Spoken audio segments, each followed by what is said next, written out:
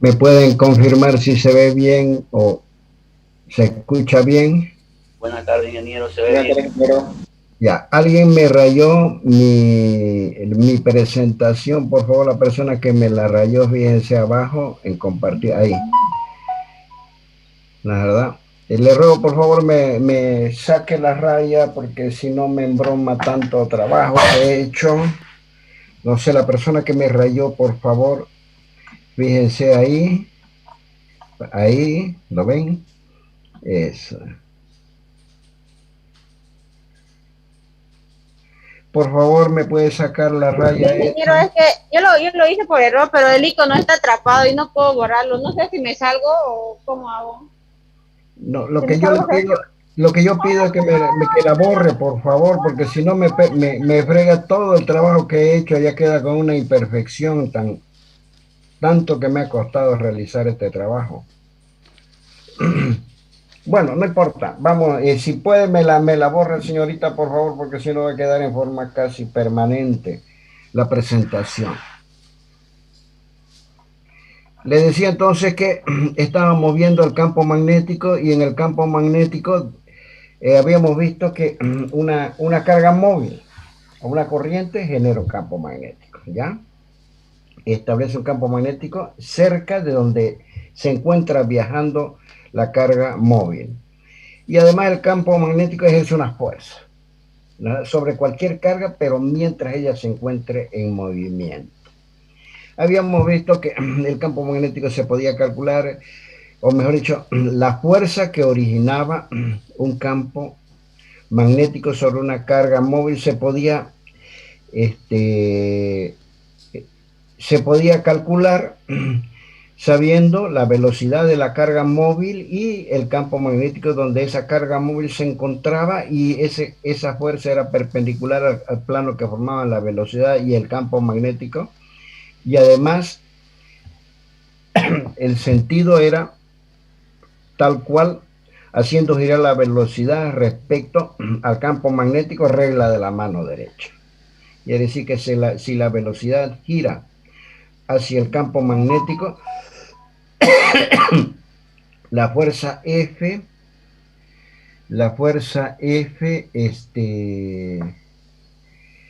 era perpendicular al plano que formaban la velocidad y el campo magnético, y el sentido, tal como les muestro acá, regla de la mano derecha.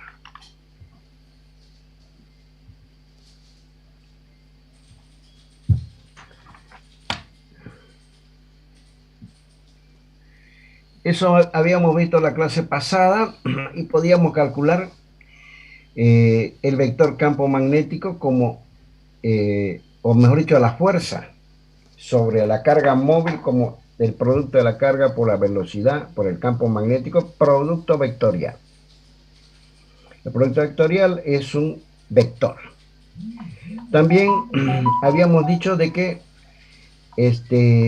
una vez establecida la fuerza, si desarrollamos este producto vectorial, entonces la expresión del módulo de la fuerza era multiplicar el valor de la carga por el módulo de la velocidad, por el módulo del vector campo magnético y por el seno del ángulo θ, donde θ era el ángulo que forma la velocidad con el campo magnético. Vamos a verlo.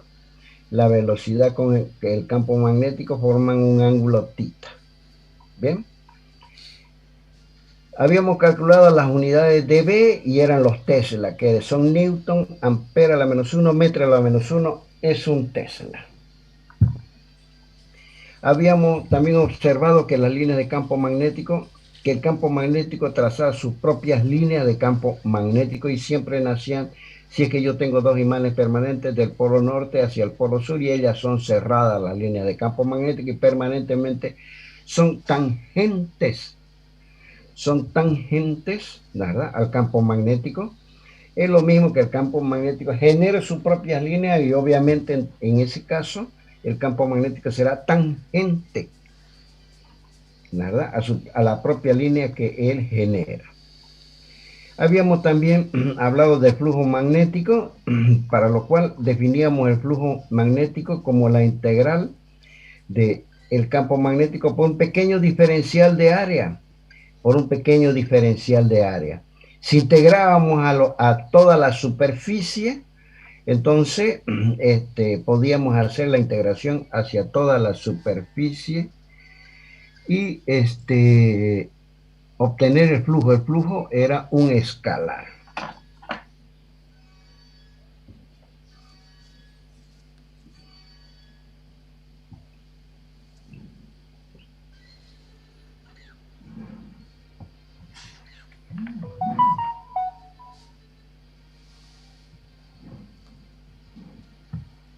Entonces,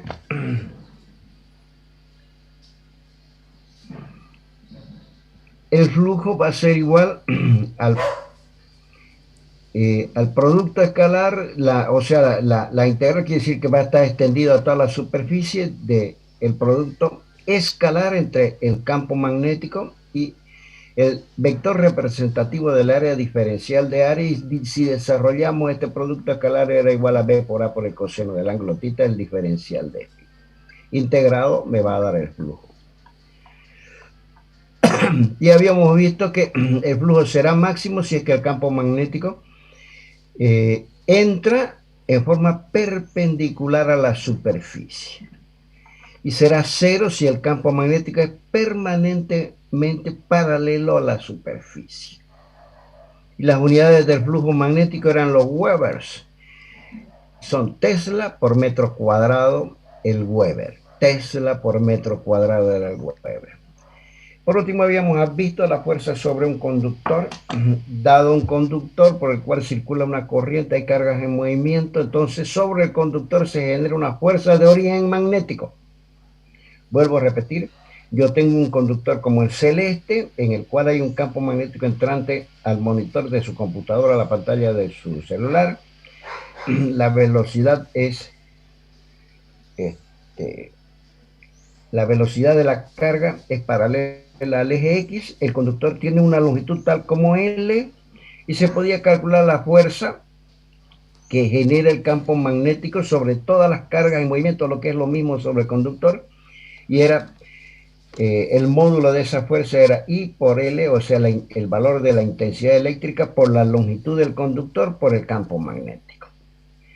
Ahora bien, si por alguna razón el campo magnético no entra perpendicular a la pantalla del monitor,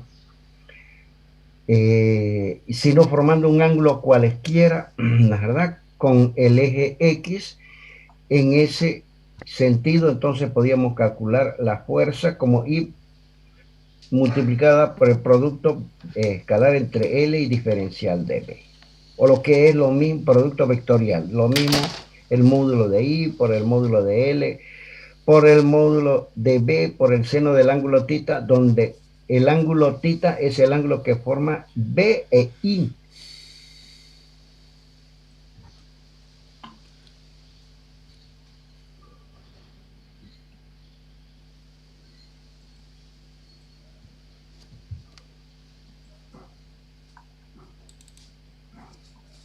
Y habíamos visto la fuerza sobre una espira rectangular y la fuerza sobre una espira rectangular. Más que todo habíamos visto el par que se formaba, que es un momento que era igual a, el par era igual, el valor del par era igual a I por A por B por el seno del ángulo θ, donde I es la intensidad eléctrica, A es el área de la espira. En este caso, si la espira es del lado A y B, A por B, esa sería el área de la espira, ¿verdad? Por el campo magnético y por el seno del ángulo θ. Bien, el ángulo θ, obviamente, si observamos la espira, el ángulo θ, ¿verdad?, es el ángulo que en todo caso forma el eje X, o lo que es lo mismo, el eje X, o lo que es lo mismo la fuerza, ¿verdad?, con la mediatriz de la espira. Ese era el ángulo tita. O lo que es lo mismo, la intensidad de la corriente que circula a lo largo de la espira con el campo magnético. Ese es el ángulo tita.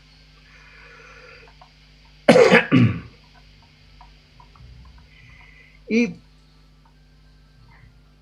por último, aplicando ese concepto, habíamos visto que sobre una espira, si es que la espira ya no es rectangular de lado A por B, sino que más bien es una espira circular de radio R, el par era I por A por B por el seno del ángulo tita.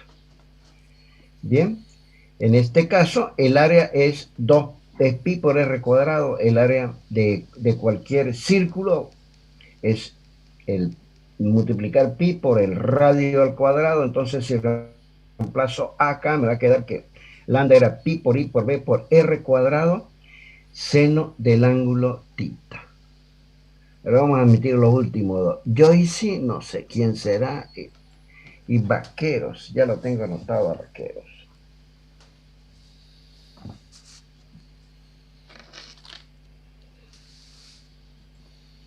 Bien, pero si yo junto una espira y luego continúo con una segunda espira, una tercera, una cuarta, formo una espiral como esta, todo este conjunto se llama bobina.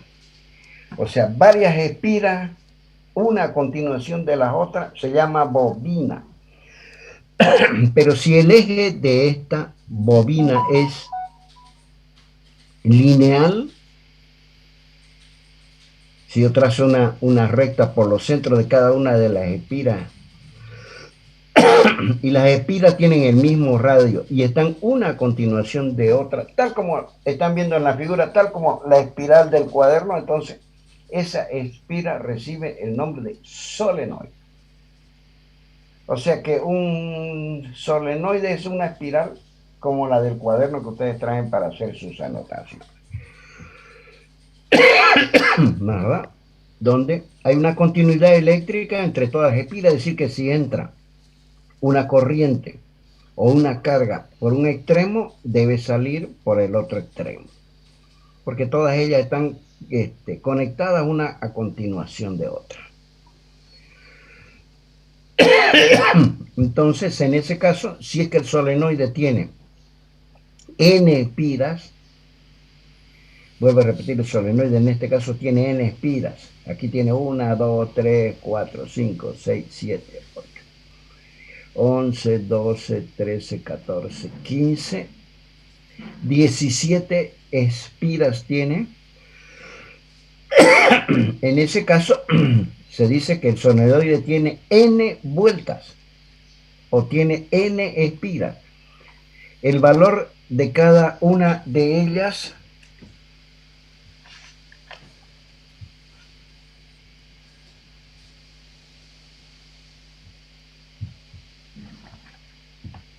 el par que genera cada una de ellas se va reproduciendo sobre cada una de las espiras. Entonces el par total sumada, todos los pares, o sea, el par de la primera, de la segunda, etcétera, era, ¿no es verdad?, multiplicar el par que genera una sola espira por el número de las espiras que sé. Bien, vamos a ver un par, ya eso fue un repaso de la clase pasada. Veremos, chicos, un par de ejemplos sobre esto, y para lo cual vamos a ver un problema. Me dice que yo tengo una partícula, me dan la masa de la partícula, 1.67 por 10 a la menos 27 kilogramos. Esa es la masa de la partícula. Y además la partícula esa posee una carga Q azul, 1.66 por 10 a la menos 19 codos. Y además la partícula que tiene la masa roja y cuyo valor de la carga azul me dan, son datos del problema, se mueve, esa partícula tiene movimiento y viaja con una velocidad de 8 por 10 a la menos 6 metros por segundo, y lo hace a lo largo del eje X. Y la partícula entra en una región donde hay un campo magnético cuyo valor es 2.5 Tesla, el cual se encuentra sobre el plano XY y forma un ángulo de 60 grados con el eje X. Lo que me piden es que yo calcule la aceleración de la partícula. A ver, vamos a ver aquí en el dibujito. Yo tengo una partícula roja que viaja con una cierta velocidad v, que es dato del problema. Me dan la carga de la partícula y su masa. Bien. Y además ellas están en una región. Esta partícula viaja a lo largo del eje X, porque la velocidad está sobre el eje X. Y además esta partícula roja M está en una región donde hay un campo magnético azul B. Ese campo magnético azul B es de tal forma de que se encuentra en un plano, debería ser en el plano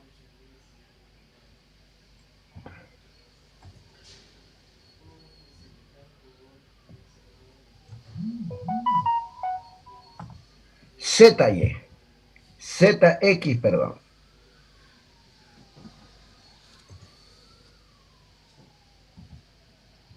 No, ¿verdad? En el plano ZX se encuentra el campo magnético B. Y por otra parte, como se encuentra en el plano ZX, ese campo magnético forma un ángulo θ con el eje X. Ese ángulo θ es dato del problema, 60 grados. Vamos a ver nuevamente cómo sería, cuáles son los datos del problema, el planteamiento del problema, el enunciado del problema. Tengo una partícula roja. Esa partícula roja es viajera. ¿Por dónde viaja? Por el eje X. ¿Con qué? Con una velocidad v, cuyo es dato del problema. De la partícula es dato también su masa y su carga. Y además esta partícula viajera sobre el eje X se encuentra con un campo magnético que pertenece al plano ZX. Bien, y ese campo magnético forma con el eje X un ángulo θ. El valor de B me dan, el valor de θ me da. 60 grados es el valor de θ. Muy bien, pongo todos los datos del problema, la masa, la carga, el valor del campo magnético. Me dicen que el ángulo θ es 60 grados y que la velocidad de la partícula es dato del problema. Esos serían todos los datos. Empleo algunas expresiones. La primera expresión que voy a poner es de la carga, o de la fórmula que voy a poner, la fórmula de la fuerza de la partícula. La fuerza de origen magnético es igual a la carga por la velocidad, el módulo estamos hablando, ¿no? Por el módulo del campo magnético por el seno del ángulo θ. Es el valor de la carga por su velocidad, ¿verdad? Por el módulo del vector campo magnético B y por el seno del ángulo θ. Y además pongo la segunda ley de Newton que me dice que la fuerza es igual a la masa por la aceleración de la gravedad. Y resuelvo el problema. Hago el mismo dibujito anterior y yo sé que la fuerza es igual a Q por B por el seno del ángulo θ.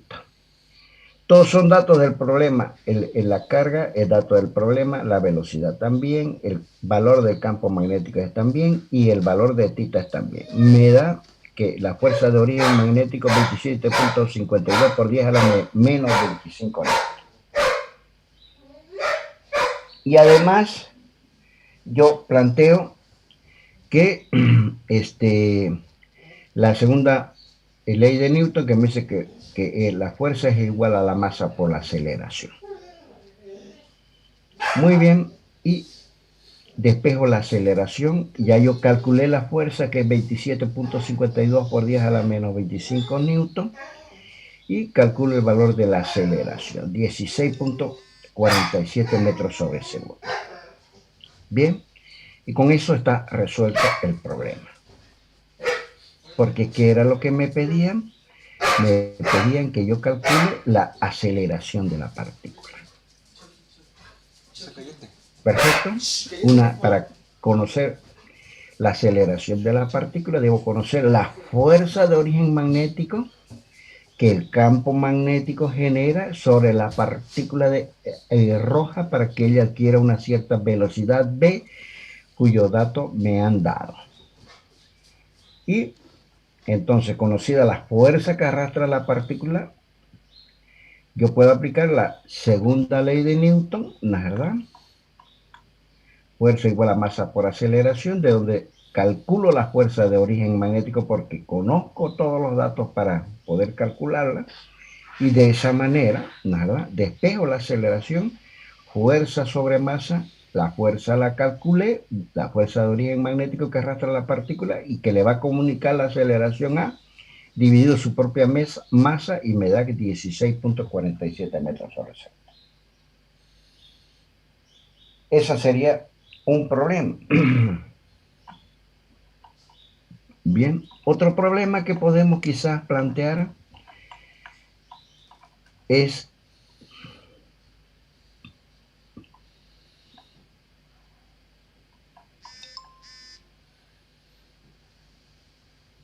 este. Dice que dos espiras circulares del mismo diámetro, fíjense que hay dos espiras circulares del mismo diámetro, cuyo valor me dan, el diámetro de todas estas espiras circulares es 8 centímetros, están acomodadas de forma apretada formando una bobina y transportan la misma corriente, cuya intensidad es 5 amperes. La intensidad que entra a la bobina es 5 amperes. Y la bobina está en una región donde existe un campo magnético B igual a 0.5 Tesla. Me dicen, los datos entonces son el valor del campo magnético, la intensidad que entra a la bobina, ¿verdad?, y el diámetro de las bobinas. Ahora, si el valor del torque debido a las fuerzas magnéticas es la mitad del torque máximo, me piden que calcule la posición de la espira respecto al campo magnético B. A ver, vamos a ver qué es lo que pide. Me dice que el valor total debido a las fuerzas magnéticas es la mitad del torque máximo. Y lo que me pide es que calcule en qué posición se encuentra el campo magnético B. Muy bien. Pongo los datos del problema, los diámetros de la espira, el radio va a ser el diámetro sobre 2, el radio al cuadrado, elevo al cuadrado el radio, me da 0.0016 metros cuadrados, porque el radio era 0.04 metros, ¿no es verdad? Porque obviamente estoy convirtiendo el diámetro, que eran 8 centímetros, a metros, ¿no? Me dicen que tiene 12 vueltas, porque ese dato del problema dice que 12 espiras circulares del mismo diámetro. Quiere decir que el número de espiras obviamente es 12 vueltas. La intensidad, el dato del problema son 5 amperes y la intensidad del campo magnético es 0.6 Tesla. La expresión es la expresión del torque sobre la espira, que es I por A por B por el seno del ángulo tita, donde tita es el ángulo que forma, ¿verdad?, el campo magnético con la perpendicular o el vector perpendicular a la bobina, al plano que forman la bobina, acá. De esa manera, y el tau max y el torque máximo es directamente I por A por B. Muy bien. Con estas dos expresiones procedo al cálculo. Ahí tengo la espira de 12 vueltas, el campo magnético va a formar un determinado ángulo tita y le va a entrar a la bobina una cierta corriente I, cuyos son datos del problema. Me piden tita. La pongo a la espira de forma tal que su eje coincida con el eje horizontal, o lo que es lo mismo, el eje X. Quiere decir que el campo magnético B formará con el eje X, o lo que es lo mismo con el eje de la bobina, un ángulo tita. Pero como me dan, no es verdad, el radio, el diámetro de la espira, me dan el diámetro de la espira, puedo calcular el radio y puedo elevarlo al cuadrado de forma tal para poder calcular A. De esa manera calculo A. Me da 0.05024 metros al cuadrado.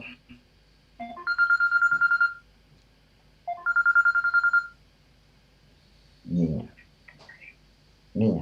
hola niña, ¿cómo va? ¿Qué tal?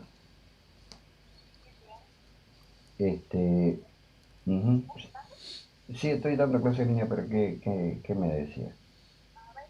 Ajá, de que termine mi clase, un ratito solamente, porque después tengo otra clase. De que termine esto, no sé qué hora voy a tener, una hora más. Ya, pues yo te hablo cuando termine, niña. ¿Ya? Ok, ya, nos vemos ya, chao. Entonces, planteo esta ecuación y la ecuación del torque máximo. Observe que esta expresión que lambda, que es el valor del torque I por A por B por el seno del ángulo θ, será máxima cuando el seno del ángulo θ tome el valor 1. El seno de θ, para que él tome el valor 1, θ tiene que ser 90 grados. Entonces ese será el torque máximo. Entonces puedo calcular el torque máximo. Conozco I, conozco el área que recientemente he calculado, conozco el valor del campo magnético. Me va a dar 0.015 newton por metro. Fíjense, newton es unidad de fuerza, metro incide para el torque. Una vez calculado el torque máximo, me dicen que el torque es la mitad del torque máximo. Entonces, el torque máximo lo divido entre 2. Ese es el torque. 0.075 newton por metro. Con este valor voy a plantear la expresión del torque, que es I por A por B por el seno del ángulo θ. Entonces, planteo esta ecuación. ¿Verdad? De esa manera, observen ustedes que es el torque máximo, I por A por B es el torque máximo. I por A por B es el torque máximo. ¿Verdad? Y el torque máximo es I por A por B. Por el seno del ángulo θ que me queda acá. De ahí despejo el ángulo θ. Pero como conozco el torque máximo, me va a dar el torque dividido el torque máximo. Una vez conocido el valor del seno del ángulo θ, lo meto a mi máquina calculadora. Shift seno de θ y me da que θ es 30 grados. En otras palabras, la verdad que el ángulo que forma con su eje el campo magnético es 90 grados. O lo mismo, por favor, la persona que ha entrado recientemente y tiene su poderoso micrófono activado, les ruego por favor lo apague. Bien, con eso hemos dado dos ejemplitos sobre lo que habíamos, la verdad, complementado la clase pasada. Vamos a ver ahora quién produce el campo magnético.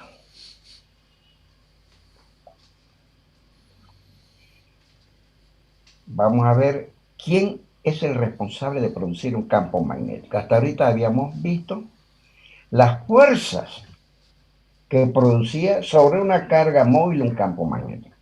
Suponíamos que el campo magnético estaba creado y que además, ¿no es verdad? Ese campo magnético era creado por carga en movimiento. Mejor dicho, que esa fuerza de origen magnético era creada por el campo magnético. Pero en este momento no sabemos quién crea el campo magnético. Les propongo ver entonces, chicos, quién crea el campo magnético. Debido el ente responsable de que el campo magnético exista. Obviamente es una corriente. El campo magnético es creado por cargas en movimiento. Bien, entonces yo tengo como en este caso, una carga diferencial de Q. Para que ella tenga la posibilidad de crear un campo magnético, entonces debe estar en movimiento. Estará con un movimiento tal como cuya velocidad es v. La carga, para estar en movimiento, posee una cierta velocidad tal como v.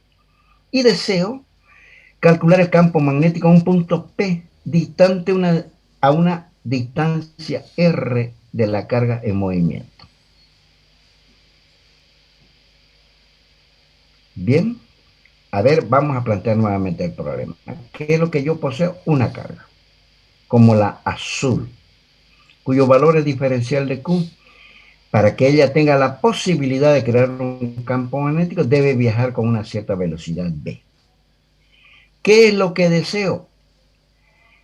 Conocer el campo magnético que esta carga diferencial de Q, esta carga azul diferencial de Q, me crea a una distancia r cualquiera de ellas, o lo que es lo mismo en un punto P.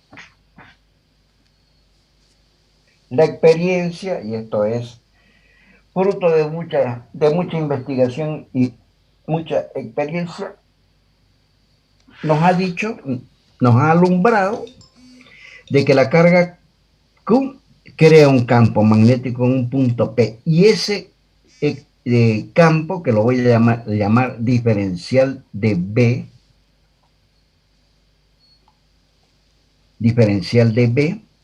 es tal que es perpendicular al plano que forma la velocidad y la recta que une diferencial de Q.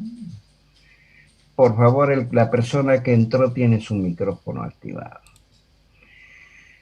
Ese campo magnético, que voy a llamar diferencial de B, fíjense que está en color rojo, es tal que es perpendicular al plano que forma la velocidad con la recta que une la carga con el punto donde yo deseo calcular el campo magnético diferencial de B.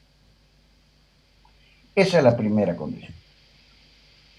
Observen ustedes de que la recta de unión desde diferencial de Q hasta el punto P forma un ángulo φ con la velocidad. Y el campo magnético será perpendicular al plano que forma R, que es la recta que une diferencial de Q con P, y la velocidad. Forman un plano, dos rectas, y el campo magnético será perpendicular a ese plano. Muy bien. Entonces, el campo magnético diferencial de P debe depender de algo. Obviamente depende del valor del diferencial de Q, de la carga. Va a depender de la velocidad con la que la carga viaja.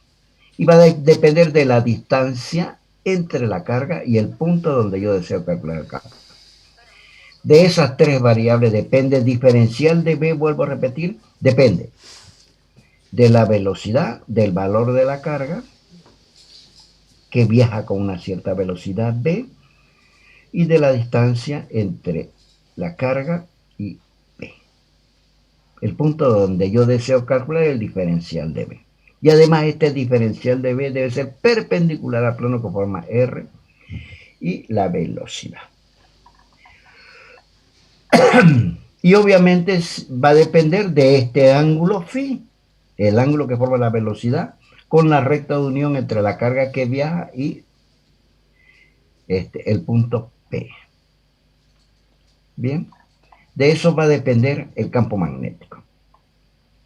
Entonces, recordando siempre que el campo magnético es un vector. Ahora, el módulo de ese vector campo magnético se lo puede calcular multiplicando diferencial por la velocidad, por el seno del ángulo φ y dividiéndolo r al cuadrado. Y la constante de proporcionalidad será una K'. Habíamos dicho que el campo magnético diferencial de B depende del valor de la carga, de la velocidad, del ángulo φ y de la distancia desde la carga al punto en consideración. Quiere decir que ese campo magnético va a depender de la velocidad, de este ángulo φ de esta distancia. Y además debe ser perpendicular al plano que forma R con la velocidad. Muy bien, se puede calcular mediante esta expresión, o lo que es lo mismo, si yo aplico la definición de producto escalar, va a ser igual, ¿verdad? A K', que es esta, por diferencial de Q, que es un escalar, porque la carga es un escalar, por el producto escalar entre B y R, donde R es un vector unitario, que es R dividido su propio módulo. Bien, R tendrá la dirección y sentido de la recta de unión entre diferencial de Q y P. Bien, el vector R. Entonces, esta expresión me permite calcular el diferencial de B, ¿verdad? Como K' diferencial de Q multiplicado con el producto escalar entre la velocidad, el vector unitario R, dividido R cuadrado, donde R es la distancia entre diferencial de Q y P. Dicho esto, entonces, tengo una expresión que me permite calcular el campo magnético que produce una carga diferencial de Q que viaja con una cierta velocidad B, y la carga está situada en un punto tal cuya distancia desde diferencial de Q hasta el punto es R. De esa manera ya estoy con una poderosísima herramienta para poder calcular el campo magnético de una carga viajera.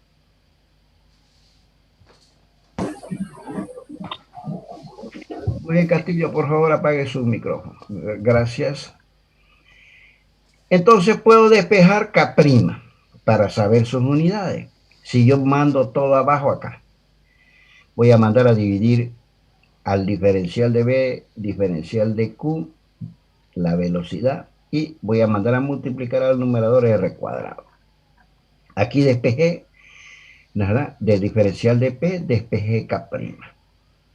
Este R cuadrado se va al numerador. Este diferencial de QB seno del ángulo θ quedan en el denominador. Pero las unidades del campo magnético son los Tesla. Las unidades de longitud al cuadrado son metros cuadrados. Las unidades del diferencial de Q son los Coulomb. Las unidades de la velocidad son metros divididos segundo. Seno del ángulo phi no tiene unidades. Me quedó que las unidades de K' es Tesla metro cuadrado, Coulomb metro sobre segundo. Entonces, pero un Coulomb dividido segundo es un ampere. ¿De acuerdo? Y este metro se va con el metro cuadrado. Me queda en el numerador, fíjense, se simplifica, me queda metro cuadrado. Y aquí me queda ampere como denominador. Coulomb dividido segundo es un ampere. Lo subo arriba, ampere a la menos 1 por Tesla.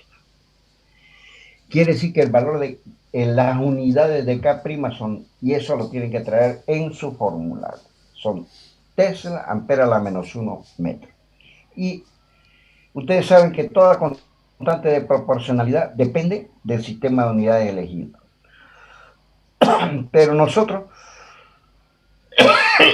hemos elegido el sistema de unidades internacional.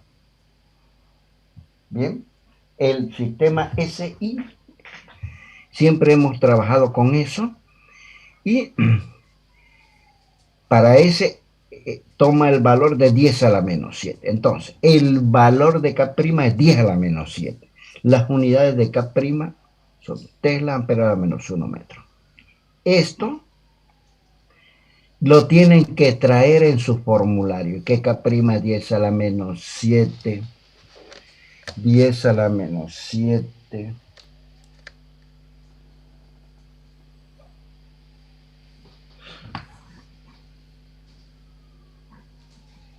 Tesla, ampere a la menos 1 metro. Hemos obtenido una expresión que me permite calcular el campo magnético que crea una carga viajera cuyo valor es diferencial de Q. a una distancia cualquiera. Observen ustedes de que en todo caso, en este punto P, el campo magnético será perpendicular a este plano. Y si se mantiene la distancia,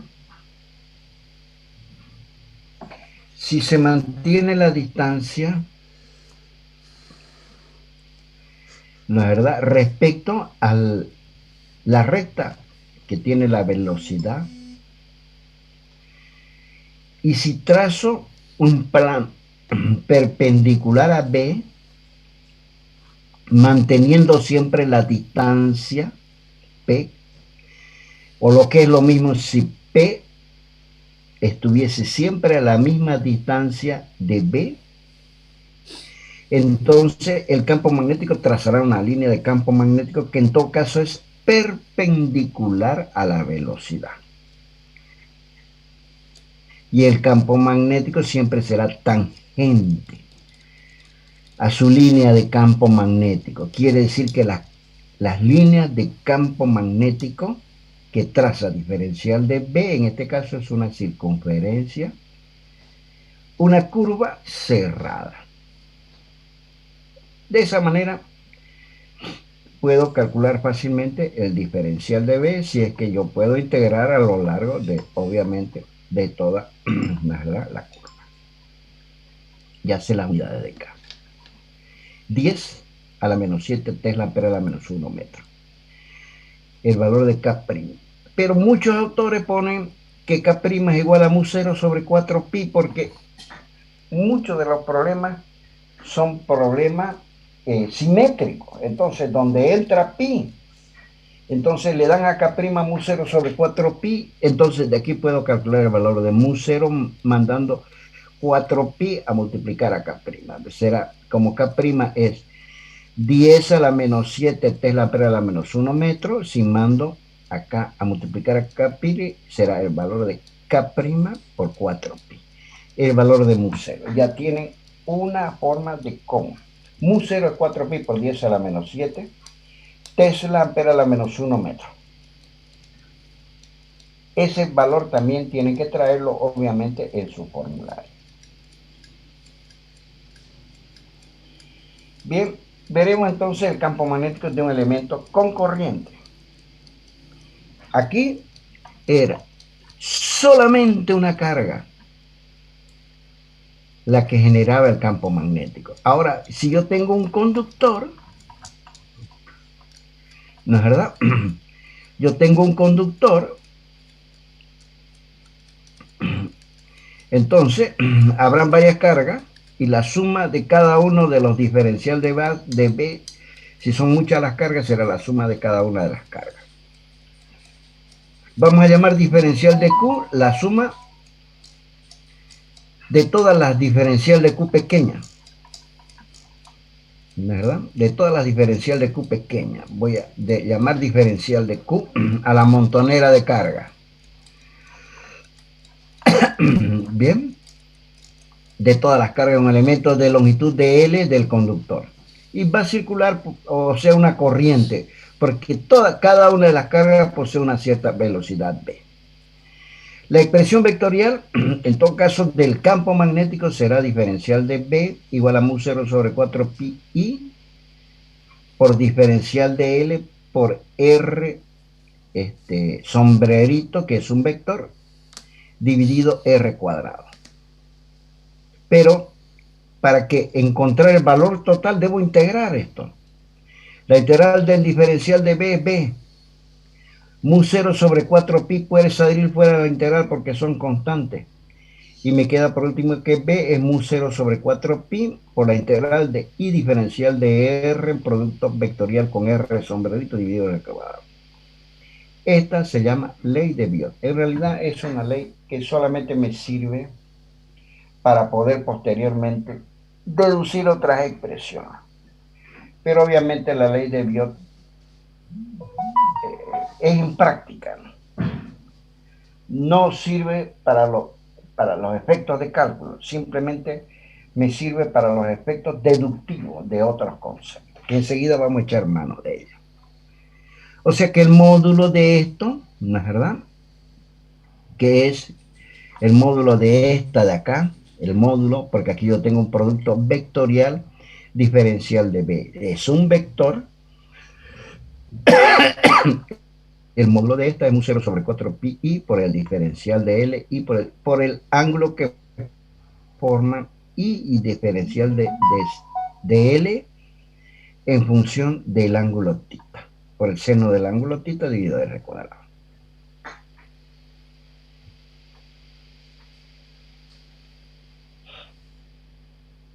Bien.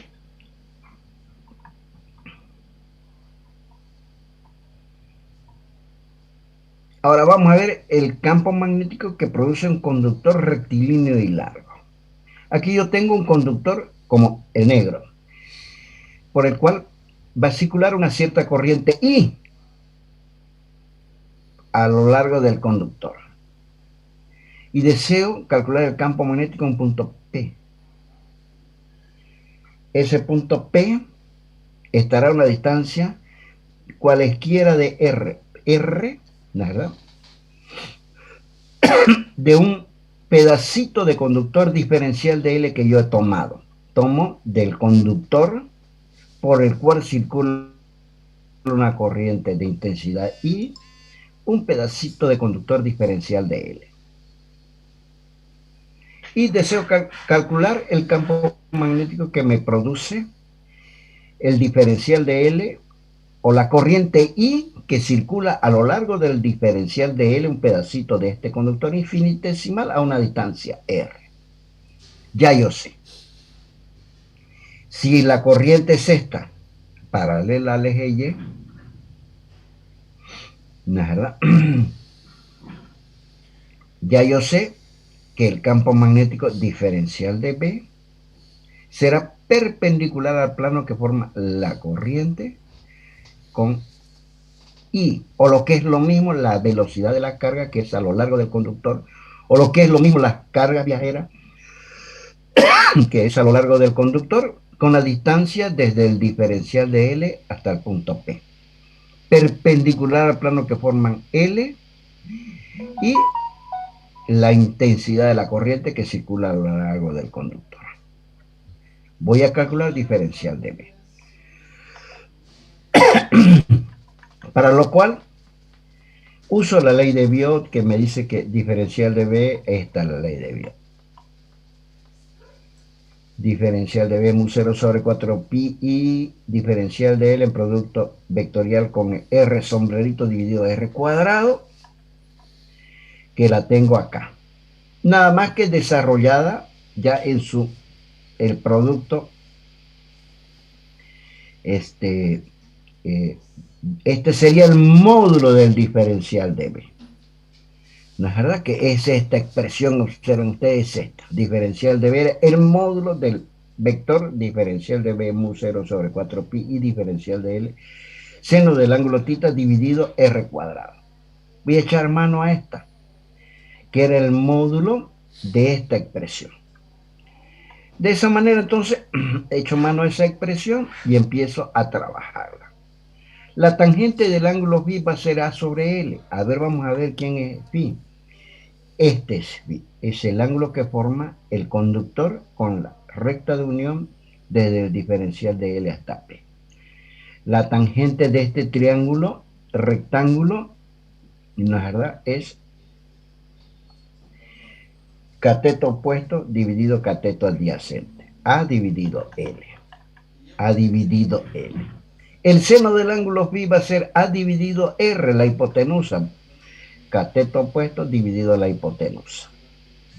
Ese va a ser el seno del ángulo phi. Y R cuadrado lo despejo de acá. Este R lo paso acá y el seno del ángulo tita lo paso abajo y lo elevo al cuadrado. Me va de despejar R de acá, me va a quedar que R cuadrado A cuadrado sobre el seno cuadrado de. Luego de eso, de acá despejo L. L, ¿no es verdad?, lo paso acá y la tangente la paso abajo. Va a ser A dividido tangente del ángulo phi. Diferencio L. El diferencial de L va a ser la derivada de esto multiplicado por el diferencial de phi, porque phi es la variable. Va a ser, hago la derivada de esto, que es la derivada del numerador, que es 0, o sea, la derivada del numerador por el denominador sin derivar, menos el numerador por la derivada del denominador, que la derivada de tangente del ángulo phi es 1 sobre coseno cuadrado de phi. Bien.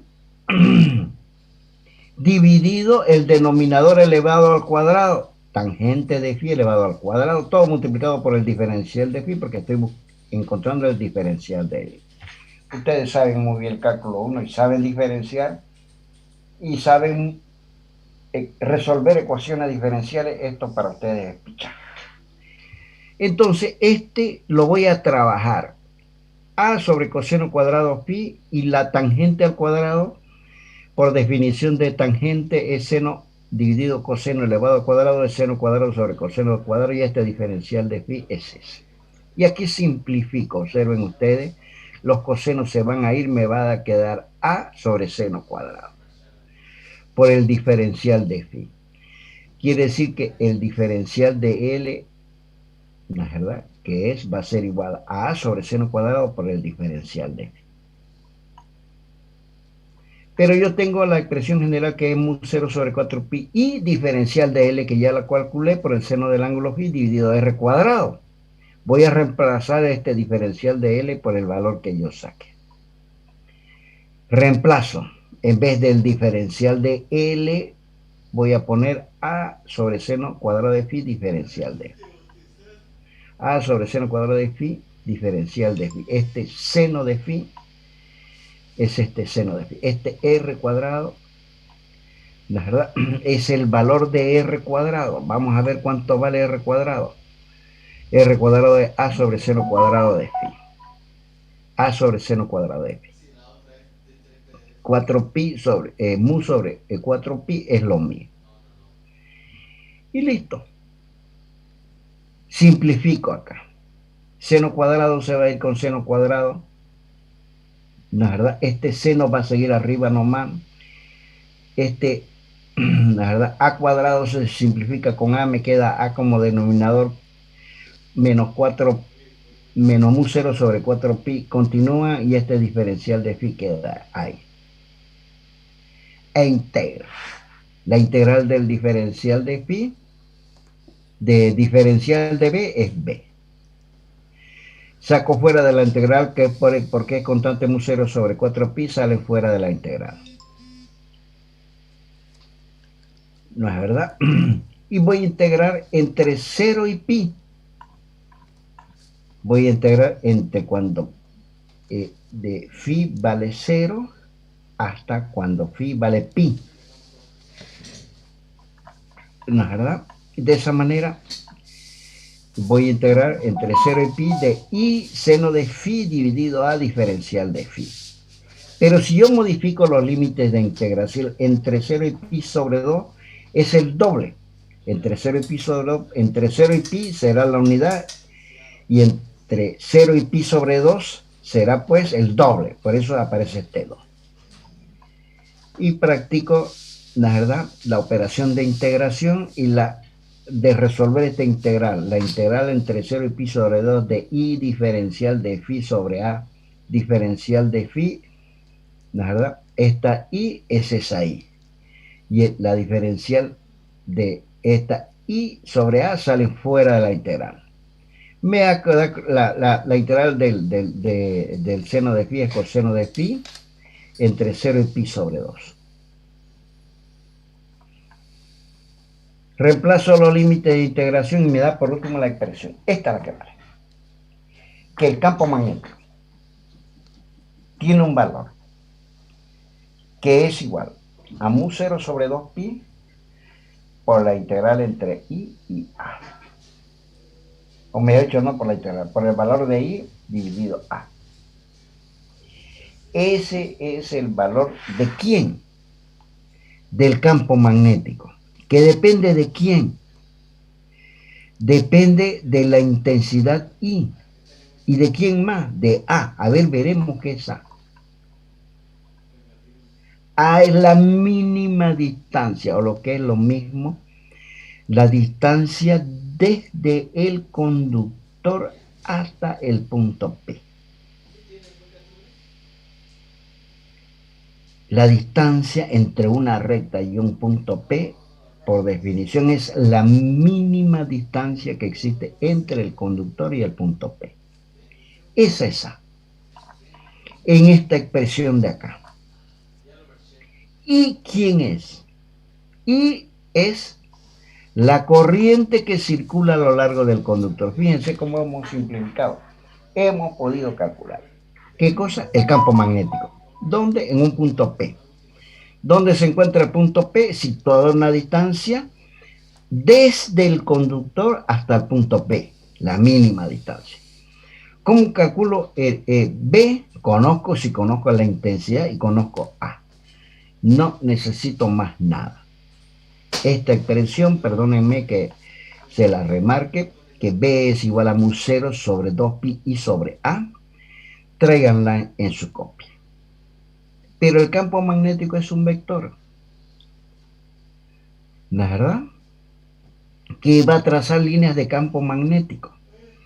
Y la forma de saber cómo va el campo magnético, si es que es hacia izquierdas, de derecha a izquierda, o de izquierdas a derecha, simplemente ustedes, el conductor lo toman, lo agarran con la mano derecha. Lo agarran el cable, el conductor, por el cual circula una corriente I, donde con el pulgar de la mano derecha deben indicar la dirección de la corriente. Y el campo magnético, la punta de los dedos de la mano derecha indicarán la dirección de las líneas de campo magnético, que en todo caso son circulares.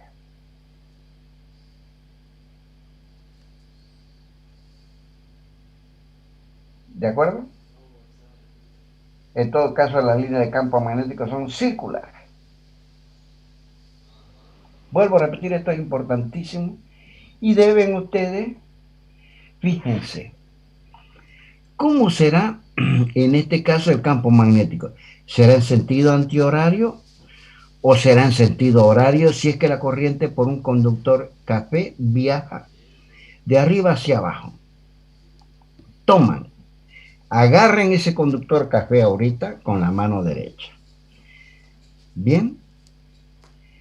Y con su pulgar de la mano derecha, ustedes hagan coincidir con la dirección de la corriente. Los dedos de la mano derecha indicarán las líneas de campo magnético, la dirección del campo magnético. Eso es importantísimo. Entonces, van a emplear, vuelvo a repetir nuevamente. En este caso, la corriente va de abajo hacia arriba a lo largo del conductor gris. Entonces, el pulgar de la mano derecha debe indicar la dirección de la corriente. Y el campo magnético trazará una línea indicada por los dedos de la mano derecha si es que yo tomo el conductor. Quiere decir de que el campo magnético en este caso va a tener este sentido. Y siempre será perpendicular, ¿no es verdad?, al conductor, como en este caso. Estas líneas de campo magnético son siempre perpendiculares al conductor, cuyo color es marrón claro. Quiere decir que forman el campo magnético, formará líneas de campo magnético cuyo plano es siempre perpendicular al conductor. El sentido de cómo viaja el campo magnético regla la mano derecha. Hemos obtenido entonces una expresión que me permite calcular el campo magnético cuando por un conductor circula una corriente I y que además estará situado a una cierta distancia a cualquiera. Observen ustedes que mientras si crece A, el campo magnético en esta, si A es pequeño, será intenso. A medida que es más lejos, está más lejos del conductor, la intensidad del campo magnético disminuye porque es la intensidad de la corriente que circula a lo largo del conductor la que produce el campo magnético. Mientras más lejos deseo calcular el campo magnético, más pequeño este será. ¿Por qué? Porque en la expresión está dividido entre A. Si A es grande, B es pequeño. Si A es pequeño, B es grande. Y obviamente está en función de la intensidad. Si la intensidad que circula por el conductor es mucha, va a producir un gran campo magnético. Si la intensidad es muy pequeña, el campo magnético va a ser chiquitito. Hemos sacado conclusiones importantísimas. Esta expresión traigan a su copia. Y sepan aplicar la regla de la mano derecha. Y la regla de la mano derecha no es más que una aplicación indicativa del vector que se produce cuando yo empleo el producto vectorial. Bien. De esa manera hemos podido lograr calcular el valor del campo magnético a una distancia A, cualesquiera, desde el conductor. Esta será una distancia A, esta otra, esta será una distancia A, esta será otra, esta será otra. Y puedo calcular el campo magnético que produce una corriente que circula por un conductor. Ahora bien, ¿cuál será el campo magnético creado por una espiral circular? Haremos un pequeño descansito, chicos, para que yo pueda tomarme un poquito de agua. Les propongo un descanso de 5 minutos y de repente cuando llegue les voy a tomar lista, ¿ya? Muy bien, ingeniero. Muy bien, ingeniero.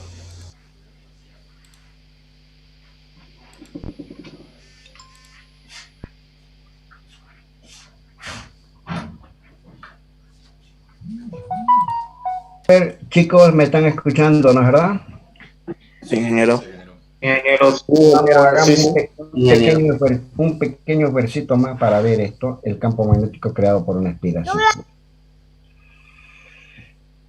Si yo tengo una espiral circular como la roja, por la cual circula una corriente I. Bien, circula por la espiral una corriente I, es una espiral circular. Esa espiral circular tiene un radio R y está en un plano como el gris o el celestito. Y deseo calcular el campo magnético en un punto P que va a crear la circulación de la corriente a lo largo de la espiral circular. Bien. En un punto P distante a una distancia D.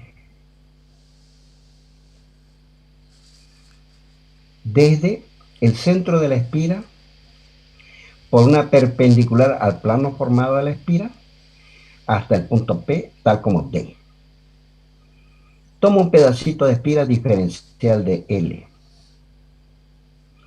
Y como este es el plano de la espiral, observen ustedes, ¿verdad?, que la velocidad formará 90 grados con el radio de la espiral. Bien, porque la velocidad con la cual circulan las cargas debido a que por la espiral circula una determinada intensidad I, formará 90 grados con el radio de la espiral y va a ser tangente a la línea que traza el campo magnético B. Consideramos esta espiral circular y estaríamos interesados en calcular el campo magnético que forma la circulación de la corriente por la espiral a una distancia D.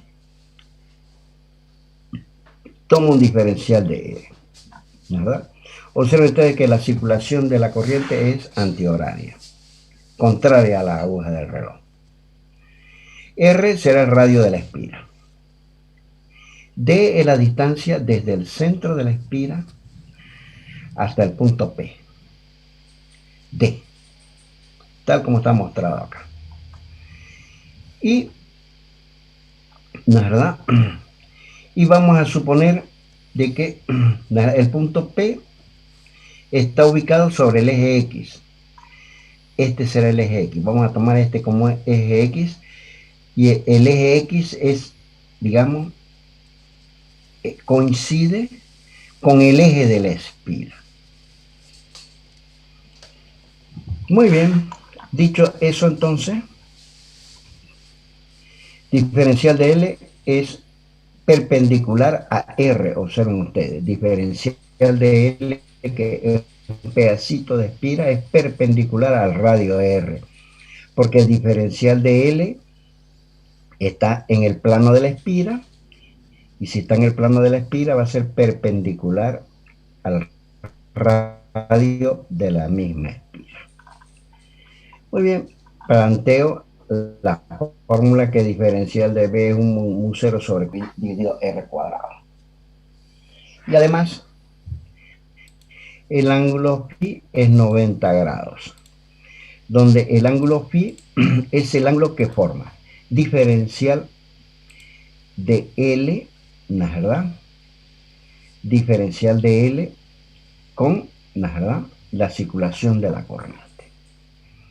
Entonces, si diferencial de phi es 90 grados, ¿no es verdad?, el seno de 90 grados es 1, me queda esta expresión, el seno de phi se vuelve 1. Me queda mu 0 sobre 4 pi y diferencial de L dividido R cuadrado.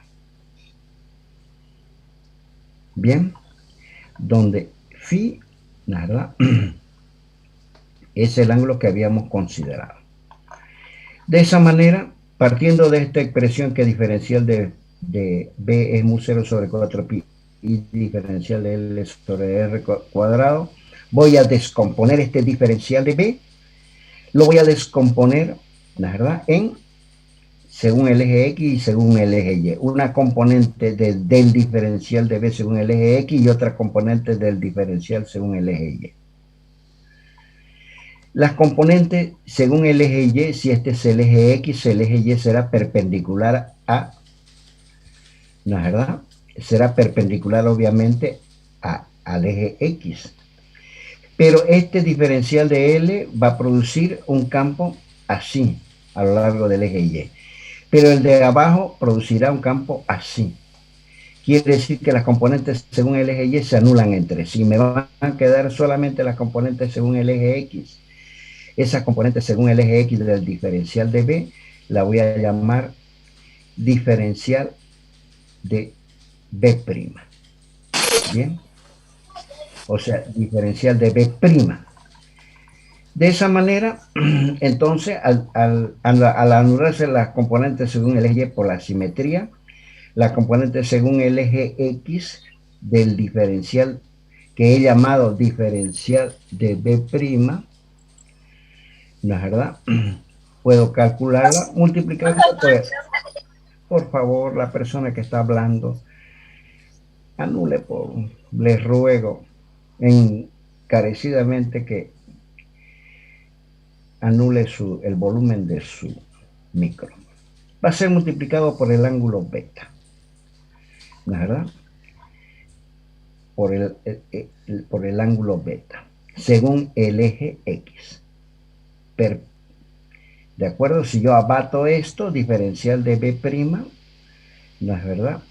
Si este es el ángulo beta, este es el ángulo beta, que es lo mismo que este, va a ser igual a la componente sobre el eje X, diferencial de B', va a ser igual a diferencial de B por su seno del ángulo beta, opuesto sobre la hipotenusa.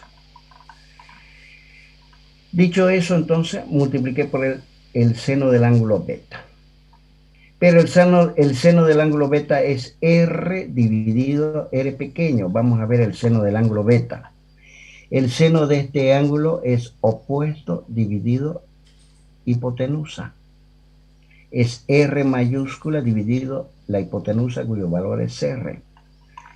Bien, eso lo he expresado acá. Entonces, diferencial de B', si yo reemplazo, es mu 0 sobre 4 pi, que es este, y que es este, ¿verdad?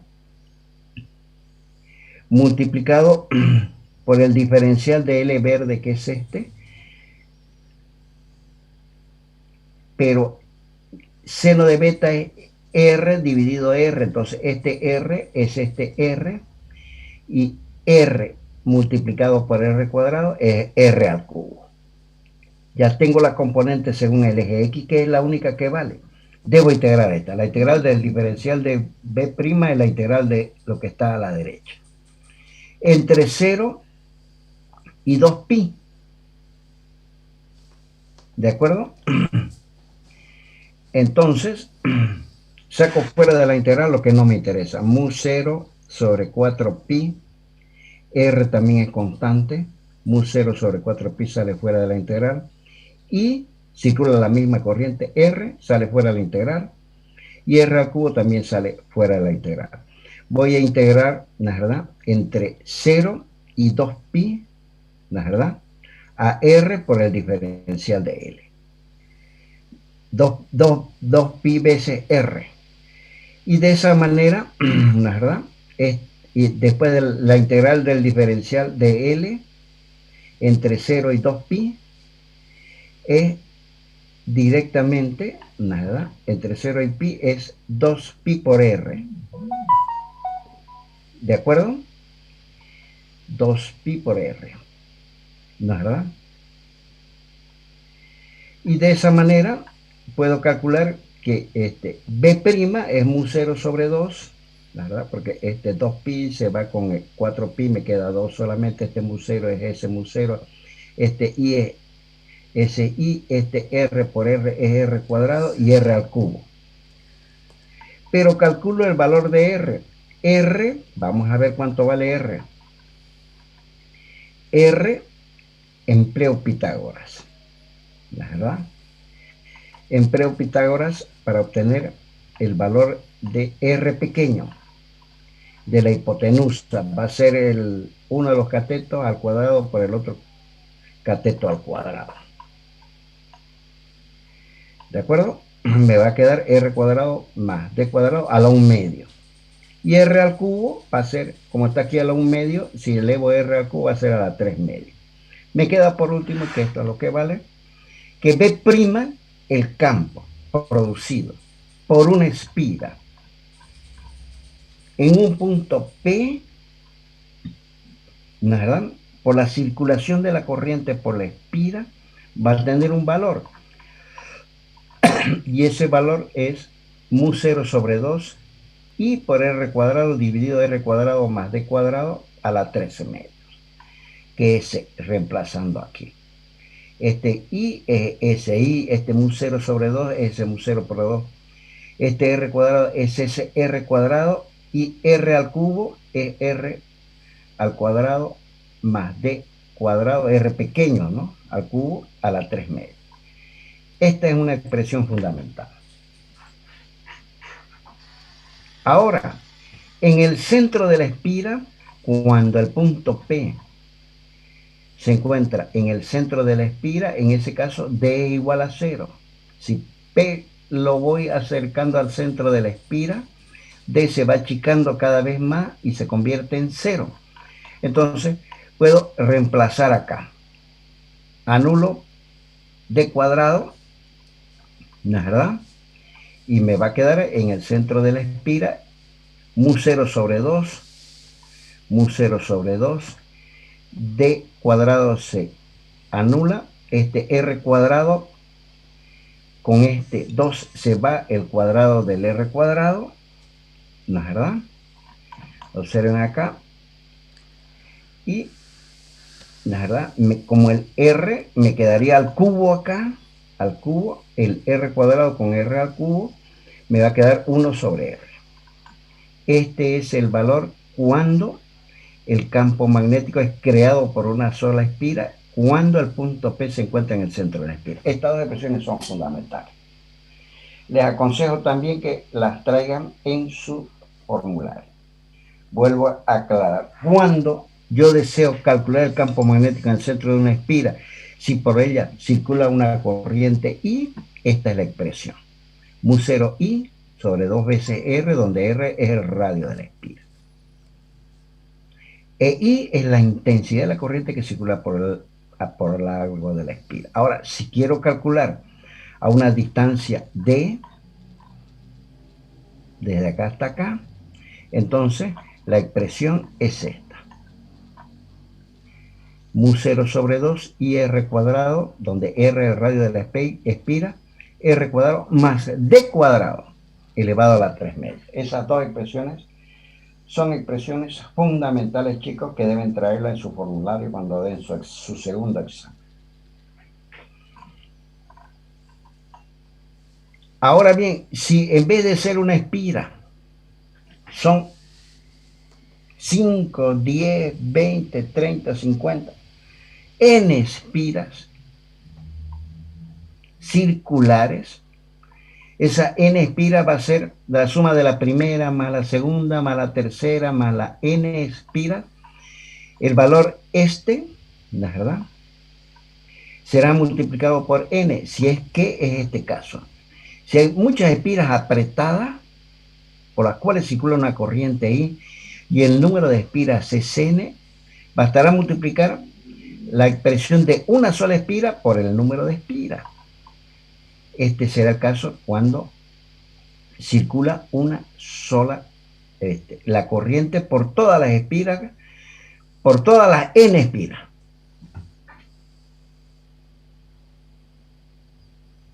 Muy bien, chicos. Charlaremos 2 minutos, hasta ahí voy a dar el día de hoy. Les aclaro 2 cosas. En primer lugar, el viernes vamos a dar clase. El viernes vamos a estar casi terminando la materia. No voy a dar corriente alternada porque es larguísimo y obviamente no quiero complicarles más la vida a ustedes, que sería un tema complicado. No lo vamos a avanzar. Creo que el próximo viernes vamos a estar dando la última clase. Vamos a dar el próximo viernes fuerza electromotriz inducida y inductancia. Y vamos a ver la ley de Ampère, que nos permite calcular campos magnéticos. Es una herramienta como la ley de Gauss que me permitía calcular campos eléctricos. La ley de Ampère me va a permitir calcular campos magnéticos, ¿verdad?, producidos por corrientes eléctricas. Bien, eso era lo primero que les quería decir. Quiere decir que el próximo viernes estaríamos casi a punto de concluir con el desarrollo de la materia. Fíjense, estamos a mediados de julio. El próximo viernes, no sé qué fecha será. El próximo viernes es 16. A mediados de julio estamos terminando con esta materia y de ahí nos vamos a dedicar a dar examen. El próximo lunes, el lunes viene a ser el lunes 19 de julio, daremos el primer examen. Ya fui a los módulos y los chicos que administran las aulas me han prestado 2 aulas. Una de ellas es el matadero y otra aula más por si es que no entramos todos en el matadero. De 9 de la mañana en adelante, va a ser de 9 a 11 el examen. Quedan cordialmente invitados, chicos. A partir del el día 19, que es lunes, por la mañana, en la tarde, no puede ser posible porque los muchachos tienen prohibido quedarse más de las 2:30, 3 de la tarde. Bien, entonces el próximo lunes vamos a aprovechar para dar un precioso examen. Ustedes conocen dónde es el matadero, ¿no? Por supuesto que conocen. Nos vamos ahí en el hall antes de subir al matadero. Ahí vamos a tener el gratísimo placer de encontrarnos. Y obviamente voy a dividir probablemente en 2 partes. Voy a primero acomodar la mitad y luego la otra mitad. Lo voy a hacer pasar por lista para que no haya problema, para que haya el distanciamiento social. el examen está marcado para las 9 en punto y de 9 a 11. Quiere decir que ya el examen va a empezar a las 9 en punto. Yo voy a estar a 8:30 ya, para que hasta las 9 nos acomodemos. Bien, voy a ir, van a hacer un examen tradicional, voy a hacer 4 preguntas, obviamente con valores, donde ustedes se van a divertir muchísimo en resolver los problemas, los 4 problemas, y a todos supongo que les va a ir bien. No me envíen matones, porque los voy a sacar a empujones, a los matones, y los denuncio ante la decanatura. Ya hemos hecho ese pacto todos los profesores. Voy a ir con su bellísimo rostro en mi computadora, voy a ir nombrando una vez que estén ubicados. Llévense su cédula de identidad, su carnet de identidad. Me muestran ustedes su carnet. Me fijo si el bellísimo rostro que está en la lista coincide con el de ustedes y no van a tener ningún problema. No lo voy a interrumpir en nada. Les voy a dar 2 horas, puede entrar al formulario. Entonces, los invito cordialmente. Vuelvo a repetir, lunes voy a estar próximo, voy a estar 8:30 en punto esperándolo. Ya con todos los exámenes editados, de forma tal que ustedes les produzca un gratísimo placer el dar su primer examen. Y después, ya veremos cuándo podrían dar su segundo examen, que hay mucho tiempo. Del 19 van a dar los primeros días de agosto su segundo examen y nos llevamos esta materia. Si es que hay alguna pregunta, les ruego por favor me la formulen en este instante. No sé si tendrán alguno, les ha quedado algo en duda. Buenas noches, ingeniero. ¿Puedo hacerle una pregunta? Sí. Mi billetera me la robaron y ahí estaba mi carnet. ¿No pasa nada si voy con mi fotocopia? No, con su fotocopia no, pero yo voy a tener ¿cómo es su apellido, perdón? Sánchez Brañez. ¿Perdón? Sánchez Brañez. Ya Sánchez. Entonces yo voy a ir con su bellísimo rostro y lo voy a comparar con el de su carnet y usted va a estar presente ahí. Ya, muchas gracias, ingeniero. Ya. ¿Alguna otra pregunta? Buenas noches, ingeniero. Sí. Le quería preguntar, no sé si entendí bien. ¿No vamos a dividir en 2 grupos? Probablemente, si es que no entran en el matadero, depende de la cantidad de gente que se presente. El segundo grupo, ¿cómo a qué hora lo daríamos? Es que pasa que yo tengo va a ser examen. en el mismo instante. Voy a buscar una persona que se haga cargo. Yo me voy a hacer cargo de las 2 aulas. Voy a estar de un lado para el otro. Voy a llevar gente que para el control de ustedes, ¿no es verdad? Para que si hay alguna duda, que ustedes consulten, etcétera, etcétera. Pero según lo que me han dicho en el matadero, han sabido meter hasta más de 100 personas, porque es para 150. ¿No es verdad? Así que Okay. sí, señorita. En el mismo horario darán los 2 grupos. Es que yo, tenía ya un examen de una materia que en ese horario tengo paso clase. Se va a hacer a las 7:30, 8. De 7:30 a 8, pero le alcanza, señorita. No, va a ser más o menos a esa hora, como a las 7:30, porque tenemos clase hasta las 9:30, más o menos sería.